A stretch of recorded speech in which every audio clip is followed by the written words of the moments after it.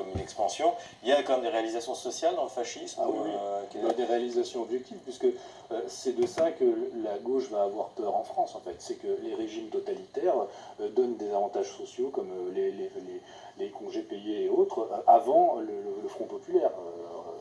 Et tout un système même de sorte de sécurité sociale va être développé en Italie, va être la vie, comment dire, les équipements sanitaires vont être révolutionnés, des villes entières vont être construites. Au niveau architectural, c'est une vraie révolution. Et en fait, jusque dans les années 60-70, même tous les architectes qui vont continuer à construire les bâtiments en Italie sont des gens formés à l'époque du fascisme, et on le voit dans l'architecture contemporaine italienne, le système d'éducation qui a été rénové par Gentile justement, et qui reste très bon, qui ne va pas être touché jusque pareil dans les années 70-80.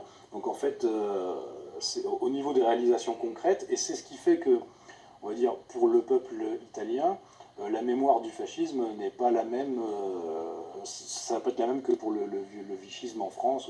Il y a vraiment un aspect, en fait, l'unité italienne, la nation italienne qui n'était pas terminée, va vraiment être construite sous le fascisme pendant 20 ans du régime. Alors ça m'amène à la question suivante. Que reste-t-il du fascisme aujourd'hui? Parce que ça se termine mal, ça se termine en 1943, oui. Mussolini est pendu, oui. Avec son épouse. Oui. En fait, il est tué, et ensuite les cadavres sont exposés.